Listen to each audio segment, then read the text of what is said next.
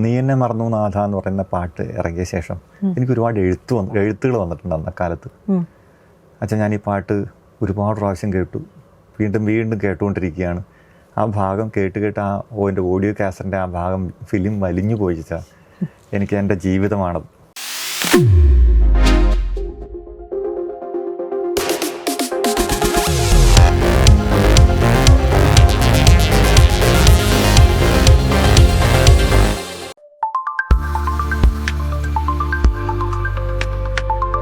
നമുക്ക് വഴിതെറ്റിപ്പോയാലും തിരികെ വന്നിടാനുള്ളൊരു വാതിലാണ് കുടുംബം, ഒരിക്കലും അടയാത്തൊരു വാതിൽ.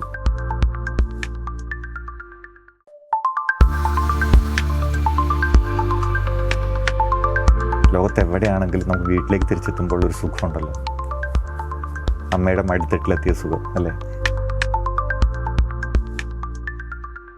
ഈ പുതിയ കാലത്തെ പ്രണയവും പഴയ കാലത്തെ പ്രണയവും തമ്മിൽ എത്ര സുന്ദരമായിട്ടാണ് നമ്മുടെ കവികൾ എഴുതി വച്ചിരിക്കുന്നത് നമ്മുടെ കുട്ടികൾക്ക് മനസ്സിലാകാൻ ഒരു പാട്ട് കേട്ടാൽ മതി.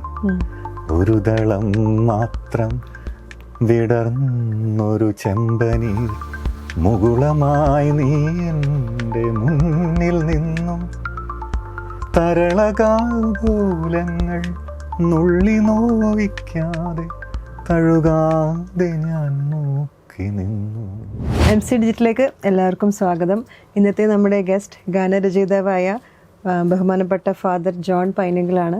ഫാദറിൻ്റെ കൂടെ കുറച്ച് വിശേഷങ്ങളുമായി ടോക്ക് ഫ്രെയിമിൽ. നമസ്കാരം അച്ഛൻ. ഇപ്പം എത്ര വർഷമായി അച്ഛന് ഇൻഡസ്ട്രിയിലോട്ട് വന്നിട്ട്? ഒരു 30 വർഷത്തിന് മേലെ ആയിട്ടുണ്ട്. 30 വർഷം. ഞാൻ സെമിനാരി പഠിക്കുന്ന കാലത്ത് ആസ് എ സ്റ്റുഡൻറ് ഓൾസോ പഠിക്കുന്ന കാലം മുതൽ ഞാൻ എഴുതുമായിരുന്നു. അപ്പം അച്ഛനിലൊരു എന്താ പറയുക, ഒരു മ്യൂസീഷ്യൻ ഉണ്ട് എന്നുള്ളത് തിരിച്ചറിഞ്ഞത് എപ്പോഴാണ്? അത് ചെറുപ്പം മുതലേ മലയാളം ക്ലാസ്സുകളിൽ കവിത ഏറ്റവും ആദ്യം കാണാതെ പഠിക്കുന്ന ആൾ ഞാനായിരുന്നു. ഒരു ആനി ടീച്ചറാണ് എന്നെ മലയാളം പഠിപ്പിച്ചത്. ഇപ്പോഴും ഞാൻ ടീച്ചറെ വിളിക്കാറൊക്കെ ഉണ്ട്. അങ്ങനെ മലയാള ഭാഷയോടും കവിതയോടും ഒക്കെ ഉള്ളൊരു സ്നേഹം, ആ പ്രണയത്തിൽ നിന്നാവണം നമ്മൾ എഴുത്തിൻ്റെ ഭാഷയിലേക്കൊക്കെ വന്നിട്ടുണ്ടാവുക. അപ്പം അതന്ന് ചെറുപ്പം 8th സ്റ്റാൻഡേർഡ് മുതൽക്ക്? അതെ, ഹൈസ്കൂൾ പഠിക്കുമ്പോൾ മുതൽ. ആദ്യമായിട്ട് കവിതയിലാണ് എഴുതി തുടങ്ങിയതല്ലേ? അതെ അതെ. അത് ഏത് കവിതയായിരുന്നു അച്ഛൻ ഓർക്കാം? സ്കൂളിലൊക്കെ എഴുതല്ലേ. അതെ അതെ അതെ. പിന്നീട് അങ്ങോട്ട് പിന്നെ എഴുതാൻ തുടങ്ങി കവിത. സെമിനാരിൽ വന്ന ശേഷം വീണ്ടും അത് ആ എഴുത്ത് തുടർന്നു. സെമിനാരിലെ മാഗസിൻസിൽ കൈയെഴുത്ത് മാസികകളിൽ എഴുതുമായിരുന്നു.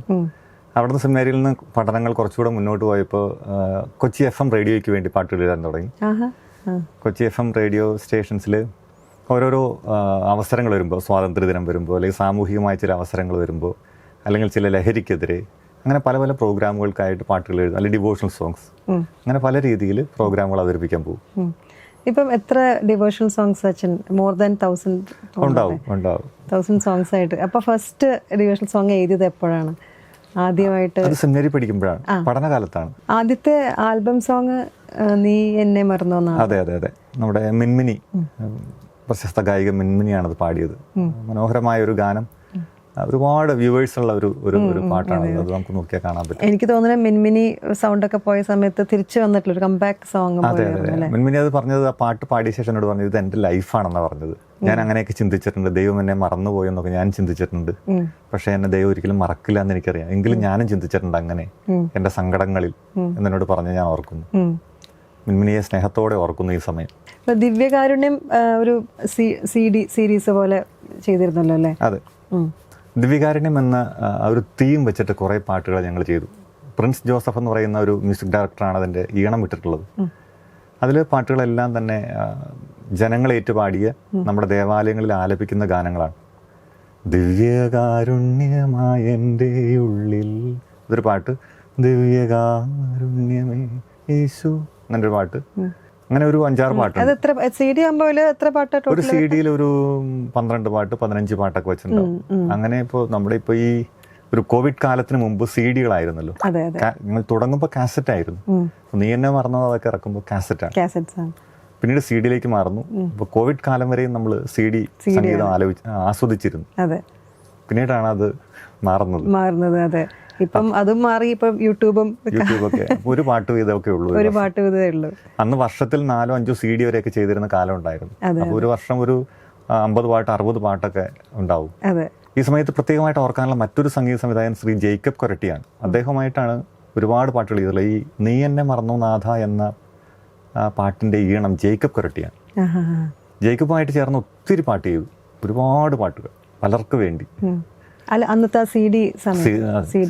ജേക്കബിനെ സ്നേഹത്തോടെ ഓർക്കുന്നു ഈ സമയം.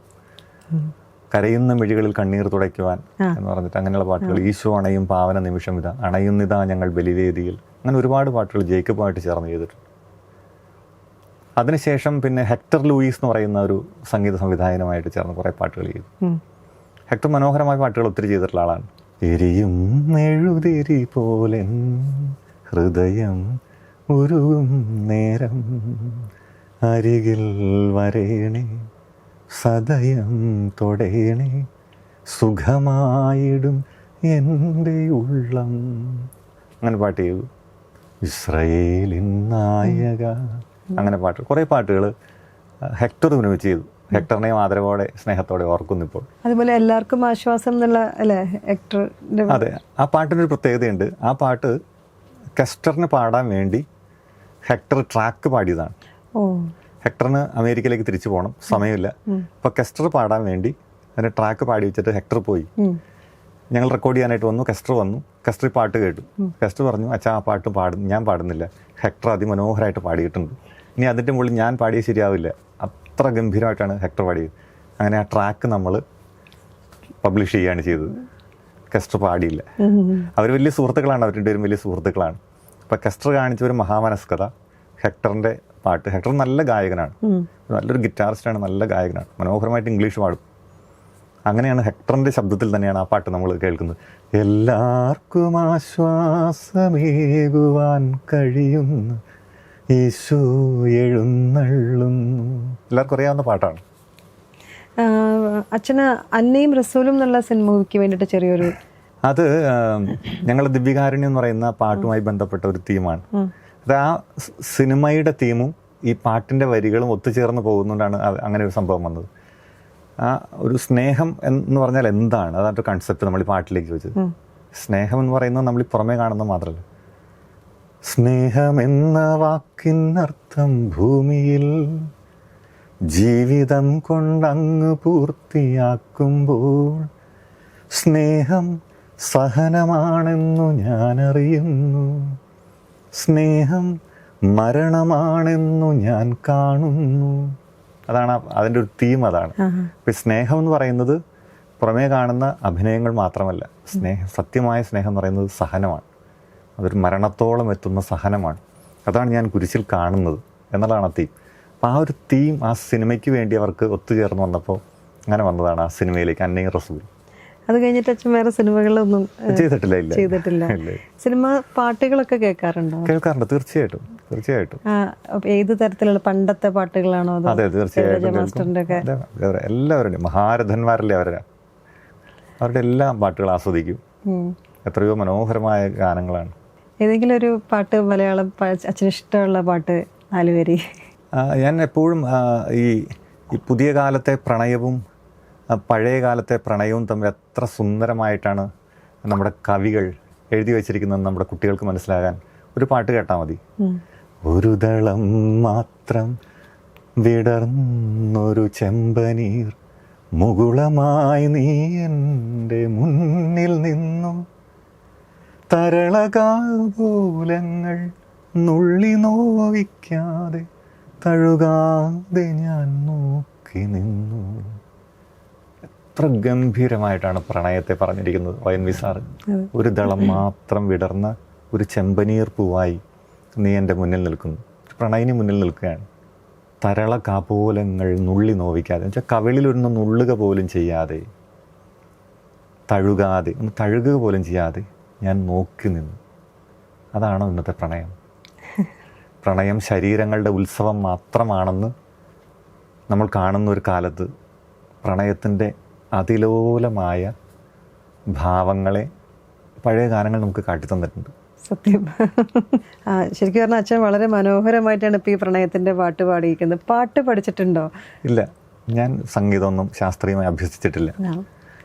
ദൈവം ഇങ്ങോട്ട് പോന്നപ്പോൾ ഒന്ന് കോറി വിട്ടതാണ്. എവിടെയോ ഒരു ചെറിയ മൺതരിയോളം, അത് മാത്രമേ നമുക്കുള്ളൂ. അല്ല, അത് എന്താ പറയുക, അത് പാട്ട് കേൾക്കുമ്പോൾ ഒരിക്കലും മനസ്സിലാവില്ല അച്ഛൻ പാട്ട് പഠിക്കാതെയാണ് പാടുന്നത്. ജന്മസിദ്ധമായിട്ടുള്ളൊരു കഴിവ് എന്നുള്ളത് ദൈവത്തിൻ്റെ വലിയ അനുഗ്രഹം തന്നെയാണ്. പാട്ട് എഴുതുന്ന സമയങ്ങൾ എപ്പോഴാണ്? അത് ഏത് സമയത്താണ് പാട്ട് മനസ്സിൽ വന്നിട്ട് എഴുതാറുള്ളത്? അങ്ങനെ ഒരു പ്രത്യേക സമയമൊന്നുമില്ല.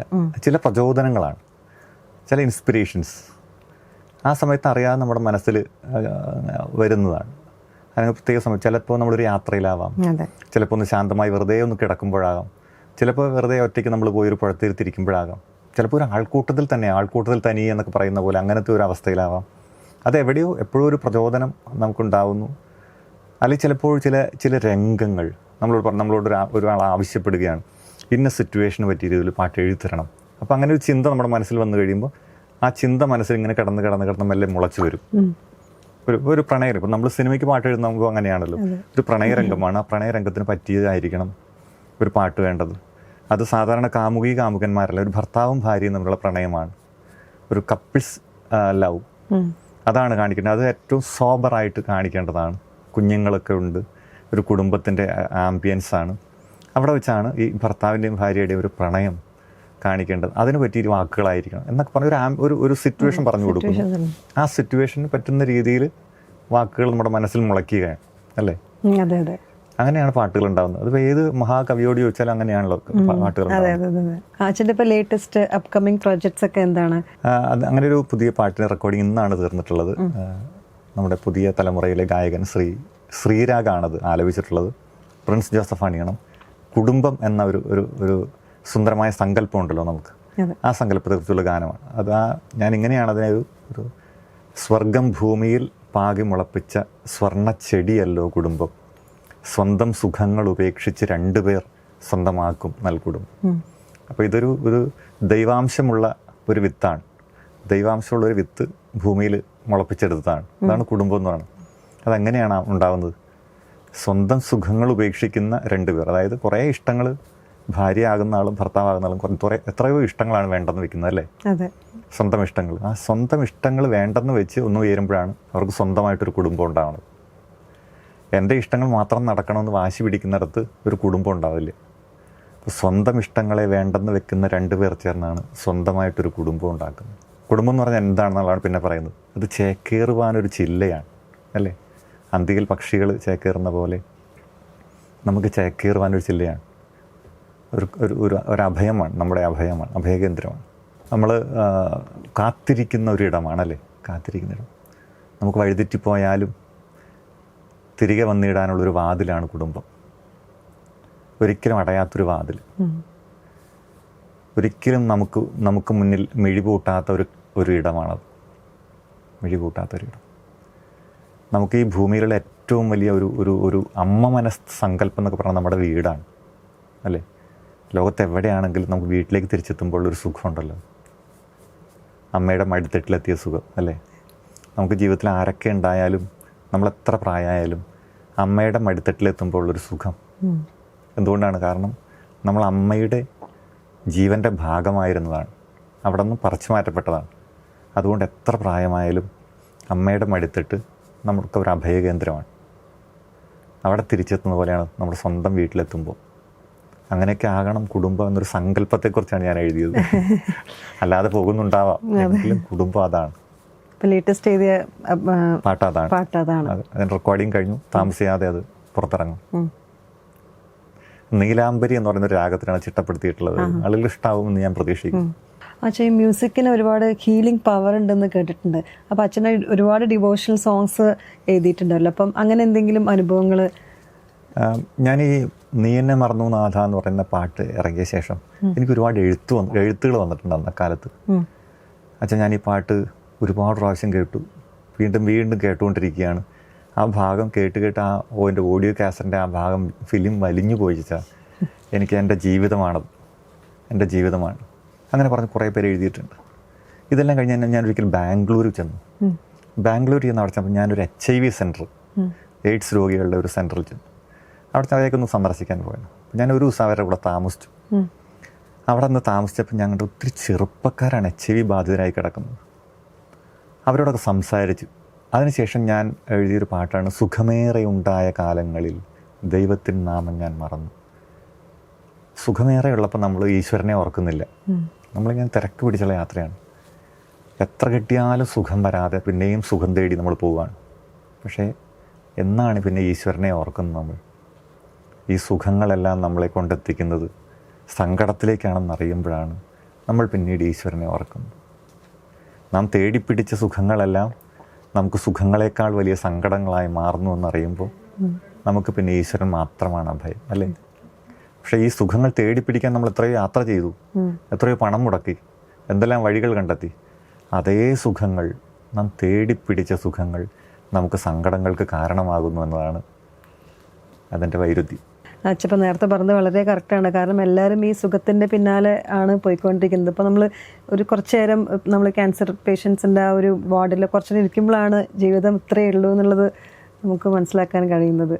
പക്ഷേ ഈ മ്യൂസിക്കൽ ജേണിയിൽ ഇൻസ്പയർഡ് ആയിട്ടുള്ള ആരെങ്കിലും ഉണ്ടോ? ഒരുപാട് പേരുണ്ട്, ഒരുപാട് പേര്. നമ്മൾ ഈ യാത്രയിൽ നമ്മളൊന്നുമല്ല, നമ്മൾ എത്രയോ ചെറുതാണ്. പക്ഷെ എത്രയോ വലിയ മനുഷ്യരെ നമ്മൾ കണ്ടുമുട്ടി, എത്രയോ മഹാരഥന്മാരെ കണ്ടുമുട്ടി. അവരുടെയൊക്കെ വഴികളിലൂടെ അവർ അവരുടെ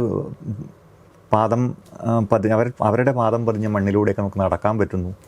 അവരുടെ ശബ്ദമൊക്കെ നമ്മളെ വിളിച്ചുണർത്തുന്നു, പാടി ഉറക്കുന്നു എന്നൊക്കെയുള്ളതല്ലേ നമ്മുടെ ഒരു പുണ്യം. അപ്പോൾ ഈ നമ്മുടെ തലമുറയുടെ ഒരു ഭാഗ്യമായിട്ട് ഞാൻ കാണുന്നത് ഒരുപാട് മഹാരഥന്മാരെ നമുക്ക് കാണാനും കേൾക്കാനും പറ്റി എന്നുള്ളതാണ്. വരുന്ന തലമുറകൾക്ക് അവർ പലരും കഥകളായും, അല്ലേ? അവരുടെ കാലശേഷം അവരൊക്കെ കഥകളായിട്ട് മാറും. പണ്ടിങ്ങനെ ജീവിച്ചിരുന്നു, പണ്ട് പാടിയിരുന്നു. പക്ഷെ നമ്മുടെ ഒരു ഭാഗ്യം നമ്മൾ ഈ മഹാരഥന്മാരെയൊക്കെ കണ്ടു കേട്ടു എന്നുള്ളതാണ്. അത് സാഹിത്യത്തിലാണെങ്കിലും സംഗീതത്തിലാണെങ്കിലും രാഷ്ട്രീയത്തിലാണെങ്കിലും ഒക്കെ വലിയ വലിയ മനുഷ്യരെ നമ്മൾ കണ്ടു, അവരെ കേട്ടു.